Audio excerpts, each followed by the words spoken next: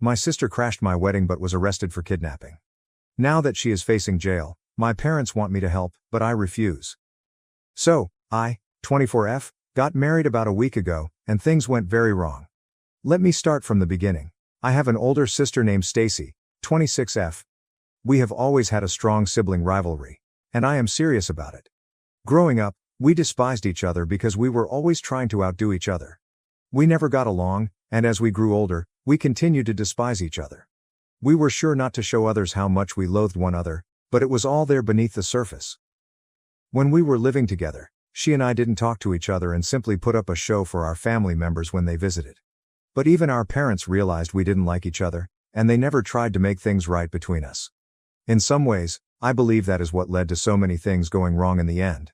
But I will get to that later. She moved out when she was 18 to attend college, and I was relieved because it meant I could finally be myself around the house instead of continuously walking on eggshells because of her. She would only come back for the holidays and talk about how wonderful her life was since she was attending one of the greatest business schools in the state. I was a little jealous of her, but my sole goal was to work harder than her and get into a better place, which I achieved.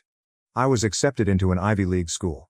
That was a great slap in the face for her, and I was celebrated far more than she ever was. I expected that getting into an Ivy League institution would put a stop to our competition, but that did not happen. She suddenly revealed that she was beginning her own business. She completed the task with the assistance of my father. I'm not sure if it was luck or hard effort, but her firm took off a few years ago, and she relocated to Japan to expand the technological side of it. It was a huge success, and our parents were really proud of her. That was roughly 2 years ago. Since then, she has lived in Japan. Unfortunately, things didn't go so well for me once I finished college. The fact that Stacy was succeeding so much only exacerbated the situation. I had gotten a job, but it was nowhere as glamorous or rewarding as what she was doing. So I quit shortly after joining. That was a terrible mistake, and I know it now because I should have stayed there and worked my way up. But I was a fool for competing with my sister when I should have focused on myself and my work.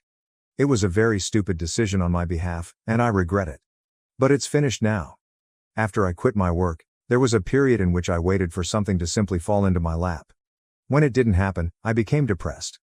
It also didn't help that Stacy was excelling in her area, and her business was something my parents always brag about. I despised it, but I couldn't say anything without appearing resentful and jealous. Even though I was feeling both of these emotions, I had to disguise them when I met with my family and seemed to be pleased for Stacy, because anything other than happiness was an inappropriate emotion. That was about the time I met my spouse, Jackson, 25 million. I'm very pleased I did because meeting him transformed my life.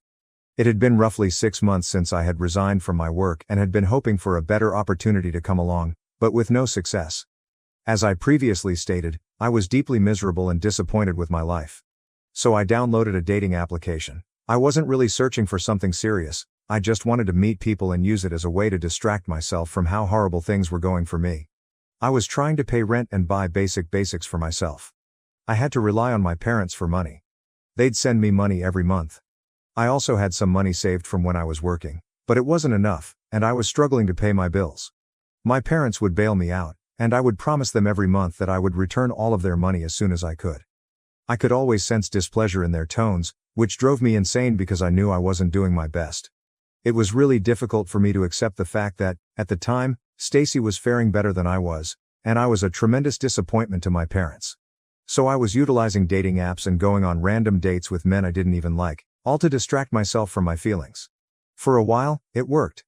I went on a few dates over the course of many weeks with individuals who were solely interested in hooking up. It was basically casual.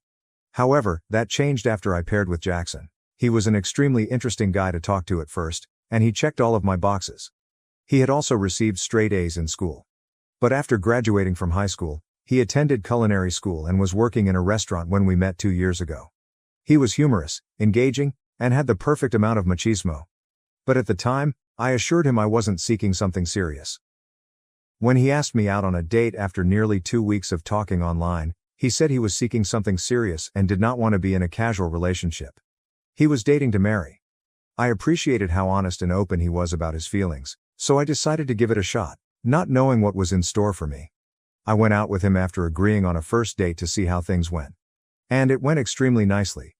It felt like we'd known each other for years. I think it was the best date I've ever had. We had a great time, and with him, I didn't feel like I was trying to prove anything. That was the first time I'd ever felt that way around other people, so it was a refreshing change. Our talk flowed easily, and we just clicked. I'm not sure what changed, but I decided to give our relationship a proper shot. We went on several more dates. But after only 3 months together, I discovered that I was pregnant. At the time, all I was concerned about was how Jackson would react to it. Within the first few weeks of our relationship, he had learned almost everything he needed to know about me. I had told him everything about myself and my family, including how I had spent my entire childhood competing with and trying to outdo my sister. But being with him inspired me to be a better person, a person of my own. He already knew everything about me, and I believe I knew everything about him at that moment.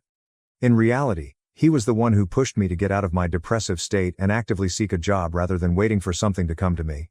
So I ended up returning to my previous position at the company from which I had resigned. And I believe that was one of the best moves I've ever made.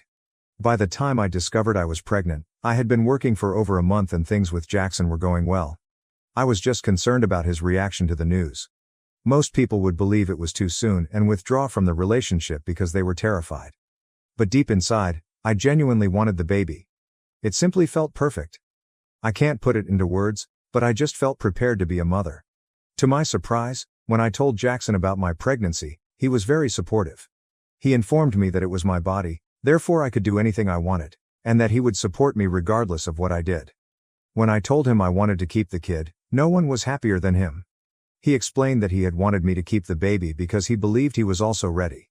Even though we were young and had only been together for 3 months, he told me he didn't want to seem insane or come across as overly powerful, so he left it up to me.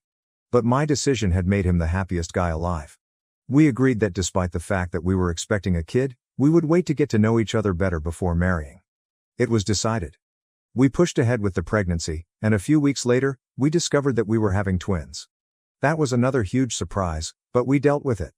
He moved in with me soon after we learned about the pregnancy and introduced me to his parents around the same time. His parents were quite lovely, and they appeared to love all of their children equally, without ever pressuring them to compete with one another. It appeared to be a healthy family, and it was the first time I had seen how one worked because I had never experienced it firsthand. However, I was hesitant to introduce him to my family because I knew my parents wouldn't approve of my life choices. I was a talented student with a promising future, but I had opted to have children with a man I had only known for less than a year. I'd even moved in with him. Any parent would disapprove of this, and I knew my parents would probably lose their minds. So I kept putting it off until I started to show, at which point I realized there was no way to hide it. I organized a meeting with them when I was 4 months pregnant and decided to tell them everything. I invited them over to my house and had Jackson present for moral support. They knew I had been dating Jackson for a time, but they had no idea I had been living with him. Or that I would soon be the mother of his children. When I informed them about it, I anticipated them to get angry and yell at me. But they responded in an unexpected way. They truly appeared to be delighted for me. They were overjoyed and hugged me, congratulating me on my pregnancy. And when I informed them I was having twins, my mother nearly collapsed with joy. It was an unexpected reaction, but I was relieved that they were not upset with me. In fact, once they found out, they threw me a party and proclaimed to everyone that they were about to become grandparents.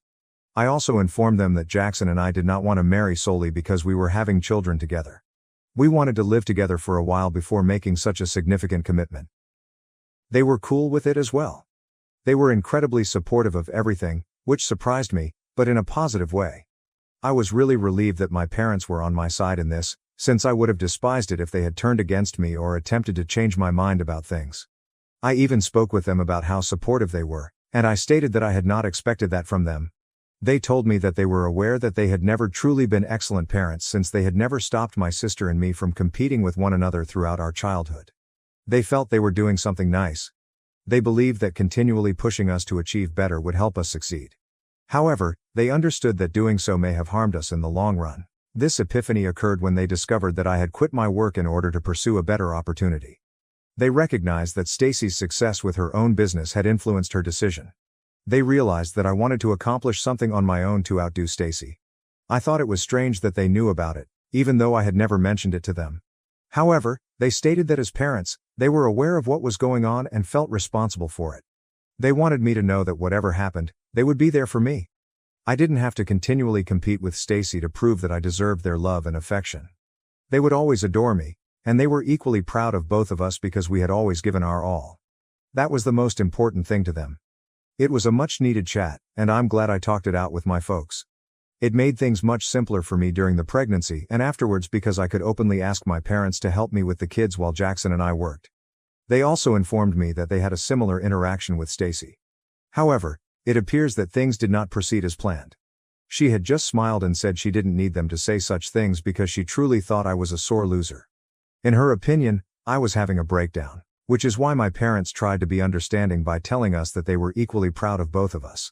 But she understood the truth, and refused to believe that our parents were truly attempting to turn a new leaf and become better parents. She was persuaded that she was more deserving of their love since, by her own standards, she was performing better in life. My parents assured me that they would speak with her again when she returned for the holidays, because internet discussions were not the same. They promised me that they would have the same chat with her as they had with me, and she would finally stop trying to compete with me. Until that time, she had gone to great lengths to make me feel horrible. Since I revealed my pregnancy, she has been sending me backhanded compliments and making sarcastic remarks in the family group chat, completely inappropriate. She was clearly attempting to tear me down and make me feel awful about the pregnancy, even though I saw no reason to feel bad about it. To her, however, it was clearly a failure, a massive one. In her eyes, I was knocked up before marriage and living with a guy I had hardly met. So, for her, this was a big win. She assumed she could now say whatever she wanted to me without repercussions. It was really grating on my nerves, and I had considered leaving the group chat multiple times. But my parents persuaded me to stay since they were genuinely trying to be better parents and wanted us to stick together. So I stayed, for their sake. My parents pledged to put an end to this, or at least do their best. And if they couldn't, I could leave the group. When Stacy returned for Christmas, my parents informed me they were going to talk to her, and they did. Unfortunately, she was already too far gone by then. Her main purpose in life at the time was to humiliate me and make me feel as tiny as possible. She was intolerable that year. Even though she had been extremely unpleasant in the previous few years due to her thriving business, that year was far worse. Not only had she just returned from Japan, but she was also aware that I was pregnant and nowhere near her level of accomplishment and riches. She used every chance to remind everyone of this. She was constantly talking about herself, giving me stares, and even sarcastically asking if I was not happy for her. It was quite awkward and uncomfortable. I had to leave the party early because I was trying so hard not to lose my anger and cry in front of everyone. After the Christmas party, my parents attempted to contact Stacy again in the hopes that she would stop calling. Instead, she stated that she had worked hard to be where she is, and she would not allow me to take that away from her. She stated she had every right to brag about it as she pleased, and I would just have to deal with it. That was when I decided to cut ties with her. I exited the group chat, and my parents agreed that it was for the best. We hadn't communicated for 2 years, and I had no idea what she had been up to. But I recently learned from a couple of my relatives that she had returned from Japan, with a baby. I first heard about it around 4 weeks ago. Apparently, it was a miracle baby, who was just 2 months old. My parents told me that they had had multiple video chats with her before she returned, and they had never detected anything, not even the faintest indication that she was pregnant. She explained that she wanted it to be a surprise for everyone. She stated she had recently become a mother and had married in a secret ceremony only a year before. Now she was ready to discuss it. The timing was nothing short of suspect. Almost everyone in the family thought I was going to marry around the same time. But now, thanks to her, everyone is only talking about her marriage and daughter. She stated that her husband remained in Japan due to a heavy workload and was unable to make it. But she had returned with her daughter because she wanted her family to meet her. I couldn't let something like that bother me since I was getting married and it was meant to be a lovely time. So, even after she returned, I continued to avoid her. Unfortunately, it didn't matter because she managed to spoil my wedding. She showed up on my wedding day unannounced. Just after the ceremony, I noticed her among the guests. I nearly flipped out. But Jackson and my folks helped me relax. Apparently, she had snuck in, and making a disturbance would only play into her hands and make my wedding all about her. As long as she wasn't actively causing problems, we decided to let her stay and deal with it later. I was being married at Jackson's aunt's farmhouse, so security wasn't tight, which is how she got inside. Now I regret not spending enough money on security. If I had, we could have avoided a lot of problems. Throughout her time at the wedding, all she talked about was how fortunate she was to have her miracle baby, and how my children were illegitimate and did not count because I had them before marriage.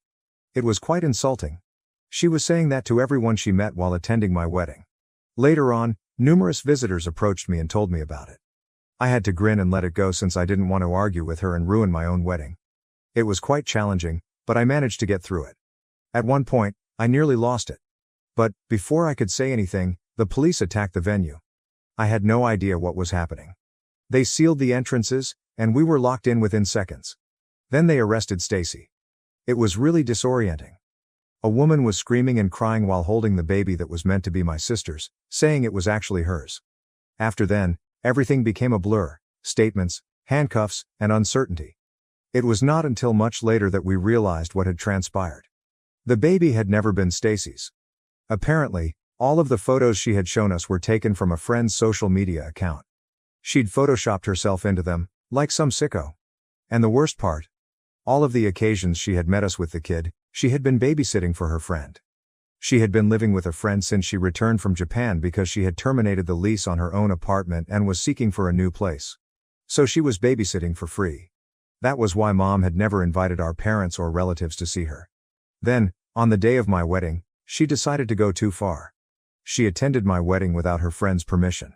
She had gotten the baby out while her friend and her friend's husband were sleeping. She then refused to answer any subsequent calls. That's why her friends had to contact the cops and have her detained. Fortunately, she had been constantly discussing my wedding and how she wanted to take me down, so her pals had guessed where she would be. This is how they found her and arrested her. It was really ridiculous. I still can't believe what happened, but it did. My family and I are still fighting to cope with it. Thinking Stacy was a fierce competitor was one thing, but knowing that she was willing to go to such extreme, crazy lengths only to show our parents that she was better than me, that was extremely concerning. She is now pleading with her friends not to bring charges against her because she is well aware that she would not win this case. If charges are filed, she will face jail time. So far, nothing has happened, yet she blames me for everything. She thinks I was simply getting married to rub it in her face. Now, don't forget that I haven't spoken to her in almost 2 years. I haven't spoken to her since our previous conversation. And I was even polite enough to let her crash my wedding because I didn't want to cause a scene or shame her. She was the one who transformed my wedding into something nasty.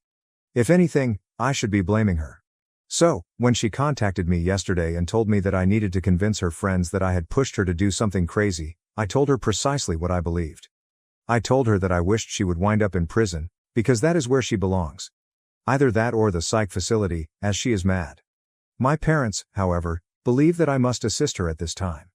They want me to persuade her friends that she wasn't thinking straight, because I was tormenting her with news of my marriage and children. That way, they may not file charges against her and have her detained. So far, the matter has become slightly more problematic because she had been living with them and babysitting the infant. The police have yet to figure out what to do about it.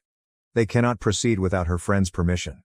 It would have been a clear case of kidnapping if she hadn't been living with them and actively caring for their infant while they were away. But that is not the situation here. That is why she has managed to stay out of jail, for the time being. She continued insisting that they had already agreed to her take the kid with her anytime she wanted. But there's no way to corroborate it yet, so she's not in big trouble. All we need to do is persuade them not to file charges. But I am not sure I want to do it. I don't believe she deserves any assistance from me, of all people. But my parents believe it would be bad of me to turn my back on her. So, am I a bad person for wanting my sister to go to jail? Update 1. Okay, I've chosen to cut connections with my entire family, including my parents. Yes, they were quite useful during my pregnancy and after the baby, but I'm done with them now. I believe I will require some time alone. Whether they are supportive or not is irrelevant to me right now. I simply want to be with my husband and children. Period. And I can't do it if I continue to get caught up in their drama. So I'm withdrawing myself from the issue since it's causing me mental distress. I am grateful to my parents for everything they did once I revealed my pregnancy. But really? I am so tired of everything. As for Stacy, I think it's clear why I don't want to aid her. She does not deserve my help. She dug her own grave so she could get out on her own. Jackson thinks I'm making the proper decision. Yes, that's it. Update 2. So, I recently heard from a couple of my family that Stacy is in serious difficulty. Her pals have officially chosen to seek charges and take this thing further. So far, Stacy has claimed that she has her friend's permission to take the kid whenever she wants. But that will be extremely tough to show in court. Given her behavior during the wedding and how she had been claiming the child as her own, I can't see how she can get out of this. It's upsetting, but really? I cannot say I am surprised. I'm also not speaking with my folks right now. And I don't think I will until they admit that what I did was correct, and that they apologize for asking me to help her. That's a lot to ask, but I don't want to speak with them until they understand how terribly they messed things up for Stacy and me as children. They must acknowledge that this is partly their fault. Update 3. Hi, so, Stacy is now on trial. We don't know what will happen to her yet, but if she is convicted, she may face up to 5 years in jail. She is mentally unstable, which could result in a lower sentence. Anyway, that isn't our business. Jackson and I are still going on our honeymoon. We're going to try to make amends for our horrible wedding. I can't ask my parents to babysit because we still don't communicate. So we'll have to ask Jackson's parents to watch our kids while we're gone. But it'll just be for 2 weeks, so it's not too long. I'm simply hoping my honeymoon is better than my wedding. And honestly, I have a feeling it will happen. Because this time, it will be just me and Jackson. My mother wanted me to cancel my wedding to avoid hurting my sister, who was abandoned before hers. I refused and didn't invite them. I'm a 30-year-old woman, correct? And I've been quite excited because I'm arranging my wedding with my boyfriend, who is now my fiancé. We've been preparing this big day for almost a year, and we wanted to make sure we had everything booked well ahead of time. Why? Because we chose a specific date in December for our wedding, and it falls right in the heart of the Christmas season, when everything gets really hectic. Here's where things become tough. My mother isn't exactly delighted with my wedding preparations. Why? My sister was set to marry a few months ago, but her fiancé abandoned her right before the altar, which is kind of terrible. Yes, there was a massive mess, and she was really upset. My mother believes that holding a wedding so soon after the accident will be extremely difficult for my sister and may hurt her sentiments. First and foremost, my wedding isn't particularly fancy or extravagant. My fiancé and I prefer to keep things simple. We don't overspend on things we don't need. Our wedding is not too expensive. We're only inviting roughly 50 guests, including our closest friends and family. We are not throwing a big pre-wedding celebration or a wild bachelorette bash. It is simply just the wedding ceremony followed by a pleasant, modest meal. Another factor is that my fiancé and I planned our wedding long before my sister considered getting married again. We didn't make this decision on a whim. Everyone in the family, even my mother and sister, knew what we were going for in December. So we're not being insensitive or anything. But, for some reason, just as things appeared to be going smoothly, my mother and sister decided to make a huge issue about it. It's very frustrating because it appears that they're turning this pleasant occasion into a drama. My sister is 3 years older than I, and this would have been her second marriage. Her first relationship ended very calmly. They simply drifted apart after 2 years and chose to split. She has been single since then. So, last Christmas, just when everything was bright and merry, my fiancé proposed to me, and it was beautiful. We had planned a summer wedding, but my fiancé was assigned a short-term trip overseas, so we had to postpone our preparations until December. Since then, we've been planning it in stages. I hate to admit it, but I believe my sister hastened into a second marriage because of me. When we announced our wedding last year, she had only recently begun dating him. They hadn't planned a wedding yet, but I found out a few weeks later that they were getting married. It sounded odd to me, marrying someone after only a few months of knowing them. Out of concern, I asked her whether she was sure about this guy, because marriage is a major deal for me. She became defensive, claiming that not everyone is capable of developing a lasting relationship. It was a really snarky comment, but I let it go. She's never had a steady relationship. I believe the longest relationship she had lasted a year, with the man she married first and then divorced after 2 years. I'm not saying that a year isn't enough time to get to know your partner, but after a broken marriage, one should proceed with caution. She had only known this guy for about 5 or 6 months, but she was ready for another wedding. Anyway, that was her decision, and I respected it and did not intervene further. They had planned an intimate church wedding with only a few guests. I believe it was less than 20. There were just 3 persons from the groom's side on the guest list. He said that his parents resided in a foreign nation and would be unable to attend on such short notice. So, from his perspective, there were 2 buddies and 1 colleague. I believe it was his manager. Nevertheless, I am not certain. However, none of them, including the groom, attended the wedding. We remained waiting at the church. My sister and dad repeatedly called him, but he did not show up. Later, he texted her and said he couldn't marry her since he wasn't sure yet. My sister tried to calm him down and advised that they continue their relationship and then decide on marriage. But he ignored her. That dude was in his early 20s, less than 25. Again, I'm not generalizing, But you know how the early 20s are, especially for Generation Z. I don't think anyone wants to settle down at this age, especially after only a few months of dating. Since then, my sister has been bitter toward me. No, I did not do any of those "I told you so" things, but I believe she blames me for jeopardizing her plans. Being stood up at your wedding is the worst thing that can happen to anyone, and I consoled her afterwards. She requested to be left alone with her friends and mother. Except for her friends and her mother, I was the only other person in the room. It was amusing though, she might have just asked me to leave. I felt terrible about it, but I left without saying anything. I wasn't feeling well, but I recognized it must be humiliating for her, and she had no idea how to respond. I contacted her after a week to check on her, but she did not answer. I texted, but it was left unread, so I didn't bother again. A few months later, I met her at Mom's house. I asked her how she was doing, and she said, "Why are you treating me as if I'm destitute and abandoned by a man? I don't need a man. I'm happy and complete just being myself." I said, "Sure, I was just checking on you. You see, I'm not making up these assumptions." She wasn't giving me cold shoulders after her wedding was put off. Last week, we sent out wedding invites. My sister called me. I assumed it was to congratulate me, or something. But she was like, "So, you're getting married in this outdoor venue?" I answered, "Yes." She said, "Cool," and then hung up. I was baffled until I received a call from my mother the following evening. She urged me to tone down the wedding since it was upsetting my sister. Toning down means canceling the venue and marrying at a church or at the registrar's office with 36 individuals on both sides. I informed her that we had been planning this for over a year and that she was well aware of the plan. So why would she suddenly have an issue with it? She said that it was because my sister had been standing up at the altar, and it would be inappropriate for me to have such a grandiose wedding within a few months. I told her that we had already paid for the majority of the wedding expenses, including the venue, food, and decorations. Not only had we paid the minimum booking amount, but nearly 60% of it.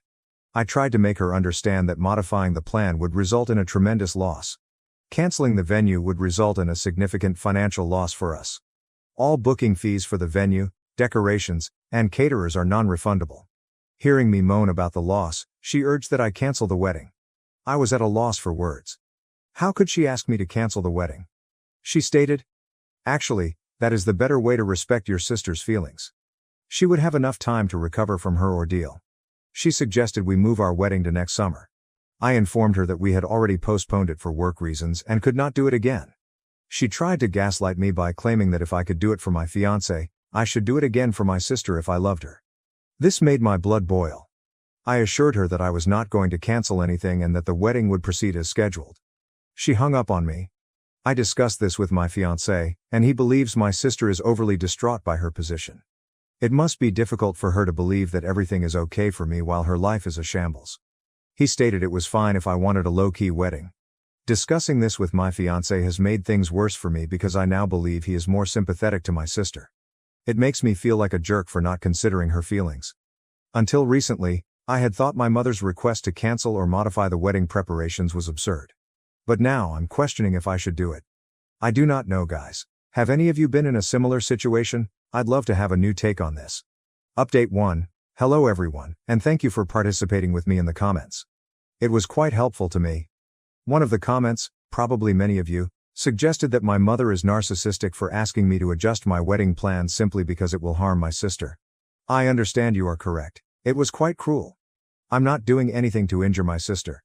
If she truly loved me, she would not feel this way. There's no other way to phrase it. She's wounded because she's jealous of me. That is it. And it is not my problem at all. Some of you inquired about my family dynamics, namely whether my mother has always been as apathetic to me and my sister has always been narcissistic. So, the answer is no. Growing up, I never felt that my mother was biased toward my sister. Obviously, every parent has a favorite child unconsciously, but she never made it clear. Yeah, I used to grumble that mom liked my sister more, but she was never harsh or evil toward me. My sister and I had a fairly regular sibling bond in our early days. However, during our adolescence, we grew apart. It wasn't due to fighting or anything like that, we simply matured into completely different people. She was more homely and spent time with mom and our aunts, making small chat. I was never interested in any of that. Instead of spending time with family members, I concentrated on my schoolwork, applying for scholarships, and socializing with friends. I also moved out really early. When I was 18, I enrolled at a college far from home, and I've been living alone ever since. Meanwhile, my sister lived with my parents until she turned 25. She only moved out once she married her first spouse. Even yet, her husband's house was only a few miles away, so she spent every other weekend at mom's place. Dad died 5 years ago, and since then, my sister has moved back in with mom. So, yes, they have spent a lot more time together than I have. Naturally, their link is stronger than the one I have with my mother. Nothing much has happened since my last post. Actually, I'm avoiding any talks with them. I'm not going to visit or call them. My fiancé inquired whether I was contemplating my mother's plea to postpone the wedding. I said no. The wedding would go as planned. I'll provide an update if anything changes. Update 2. I hate to admit it, but my sister is a true narcissist, and mom has been supporting her evilness. So, my mother invited my fiancé and myself out to supper. I didn't feel very well about it. Before that invitation, she contacted me to inquire about the wedding preparations. When I gave her updates, I got the impression she wasn't even interested. It was more like, "Are you still doing that?" Then she interrupted me and asked, "Why don't you come home? We can sit and discuss." I was perplexed by the entire sit and talk thing, but she explained that she only meant a general catch-up. I refused to go since I didn't like how she treated me. But last week, she called my fiancé to formally ask us to supper. He asked if she had a special event or anything she wanted to discuss. But she replied there was nothing special, she just wanted to serve us some home-cooked meals. He couldn't refuse, so we had to comply. Before traveling there, I informed my fiancé that if mom or my sister requested that we cancel the wedding, or even make any changes, he should refuse. My fiancé is a soft-spoken gentleman who is easily taken away by the emotions of others. I advised him not to give in to their demands or make any promises. If such a circumstance came, he should remain silent and I would handle it. We went there and, thankfully, my sister wasn't present. Everything was going well until mom began discussing her wedding, how she and dad married at a registrar's office, followed by a simple lunch with both of their parents. She went on to explain how the money helped them set up their home and take care of other crucial matters. Then mom tried to manipulate my fiancé by suggesting that we have a long life ahead of us and shouldn't spend money on the wedding. I informed mom that we had previously planned a very low-cost wedding relative to our means. We both make decent money, but we live a very basic lifestyle. She went on to remark that it is our family tradition to have an intimate wedding because we are humble people who do not believe in bragging. I was like, wait a minute. My sister's first wedding was more than intimate. It had almost 100 attendees. Mom defended it, claiming it was the family's first wedding and dad wanted it that way. That day, I discovered how wicked my mother was. She began sobbing, expressing her gratitude that dad was able to organize and see at least one of his daughter's weddings. She went on about how much she misses him at all family gatherings. My fiancé hugged mom to comfort her. I motioned for him not to be taken away by her weeping. He was a little annoyed by my stiffness. My mother almost convinced him, and he said, "Sure, yeah, we'll take care of it. You don't care about things like that." My sister stepped in just then, and oh my God, her bitterness knows no bounds. She rushed to console mom, telling her that she would always be there for her and that, unlike others, she would respect and follow her decisions. Her snark pushed my buttons so hard that I couldn't hold back. I informed her that I had done nothing wrong, but they were targeting me in such a way. This resulted in a full-blown quarrel between us. She stated I should have canceled my wedding because my sister was going through such a difficult time in life. She accused me of being insensitive because I did not even tone down the pomp and show. She was personally criticizing me, but I said nothing negative. I was simply defending myself. But when she remarked it was ridiculous to spend so much money on one event, I returned it to her. I answered, "Yes, it is just one event. However, it is the most important day of my life. And, unlike others, I intend to have it once in my life." She quickly realized I was referring to her 2 weddings. I understand, it was cruel and mean. But, Guy, I was over her personal insults. For months, they've been calling me selfish and pretentious. I'm done being the good and bigger guy. I'm just finished. Now, I enjoy being the devil. If they actually cared about my happiness, they would not be upset to see me marry. They're just jealous of me. Not to mention that my statement made the situation worse, and my fiancé had to intercede and drag me out of the house. While departing, I exclaimed that the wedding would go forward as scheduled, and if there was a problem, they could skip it. That happened yesterday, and I'm still seething as I write this update. I'll tell you, you can deal with all the injustices in the world, but narcissism from your own family is the most difficult to deal with. Update 3. Thank you, everyone, for your support. I apologize for the rambling in my last update. I was filled with rage and didn't know how to express it. But thank you to everyone who messaged me and commented. That actually calmed me down. Okay, I've got quite an update this time. I am getting married next week, and we are proceeding with our original intentions. That is the good part. A lot has transpired since my last post, but thankfully, I have not lost my resolve. After that severe, I'd call it, fight with my sister and, to a lesser extent, with my mother, I was experiencing a range of emotions, from rage to heartbreak. I didn't communicate with my fiancé for a few days since I wasn't in a state to have a sensible conversation. He intended to make me see something, but all I could think about was how my sister couldn't take seeing me happy, and mom was side with her, completely ignoring my sentiments. My fiancé talked me through it after my fury faded. He proposed that we change the setting to a church and cut down on our family. He believed that my sister was most concerned about the extended family attending the wedding and discussing her shame at the altar. I was compelled to reduce the number of relatives because I was not particularly close to my aunts and uncles. But I truly wanted the venue. Meanwhile, I contacted my cousin, who, to be honest, is more of a gossip monger. I called her to see if my sister had spoken anything about the fight. And indeed, she did. My sister had spread rumors about me everywhere. She claimed that I humiliated and insulted her for her broken relationships. She absolutely exaggerated the entire story. Even if it was only my sister, I could understand. But my mother had also joined her side and had been disparaging me, calling me insensitive and arrogant. When I told my fiancé about this, he instantly got out of it. He was like, "Whatever you decide, I'm not getting into your family drama." So we're sticking with the original plan. A garden-themed wedding with 70 guests, as decided. My sister's narcissism is reaching new heights. She was sobbing in front of my aunts, telling them how insensitive I am and how I am hurting her sentiments by marrying in front of her. Now I don't understand her problem. I'm not marrying her fiancé or husband, why is she making such a fuss over it? I tried to console her. I urged her to feel happy for me. When this technique failed, she began encouraging everyone to boycott my wedding so that I may learn the importance of respecting the feelings of those close to me. When I found out about it, I emailed both of them and told them they were no longer invited to the wedding. I explained how they had been disparaging me and hurting my sentiments. I kept several important family members in the loop, including my godmother, aunt, and her husband, so that everyone knew my side of the tale. Following that email, I noticed the tables turning. I received multiple phone calls from various family members, including my godmother, assuring me that nothing was wrong. I have the right to have the wedding I want. Reservations were made months before, and everyone was aware of the arrangements well in advance. So what my mother and sister were doing was purely terrible. I have every right to exclude them from my wedding. My sister left me a lengthy voicemail, calling me a spoiled brat and arrogant for not respecting her feelings. She stated it was quite tough for her to move on.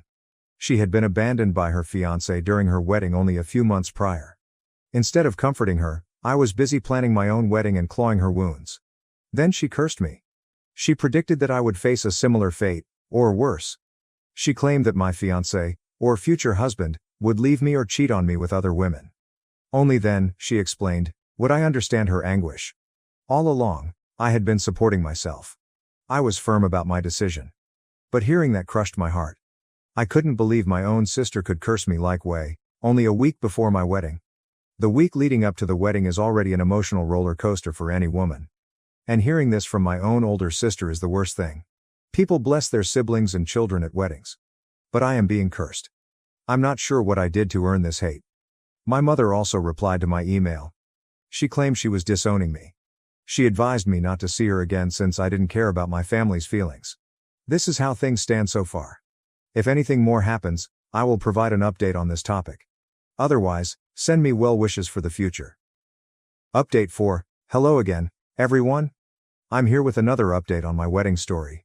And what a whirlwind these past few weeks have been. I genuinely appreciate all of your help and guidance. It's been a huge support during these tough times. Following my last update, things took an unexpected turn. With the wedding just days away, my fiancé and I were determined to go ahead with our plans despite the constant family upheaval. Life, as they say, is what happens while you're busy making other plans. 2 days ago, my mother called me. I was afraid to respond, fearing additional requests or comments. But something in her speech took me off guard. It was remorse, which I had not heard from her in a long time. She asked if we might meet for coffee, just the two of us. Against my better judgment I consented, curious to hear what she had to say. We met in a quiet cafe, distant from the recollections of home. My mother, with tears in her eyes, handed me a letter. It came from my sister. In the letter, my sister admitted to being overcome by her own grief. She stated that her actions toward me were unjustified and motivated by her anguish. She apologized for the upheaval she caused and emphasized her desire for my happiness, even if she was still unable to attend the wedding. Then my mother spoke. She apologized for her involvement in everything. She revealed that her grief, over my sister's aborted wedding and the death of my father years before, had impaired her judgment. She told me she loved me and regretted asking me to cancel my wedding. While she couldn't change the past, she wanted to make amends and begged to be a part of my big day. I was stunned.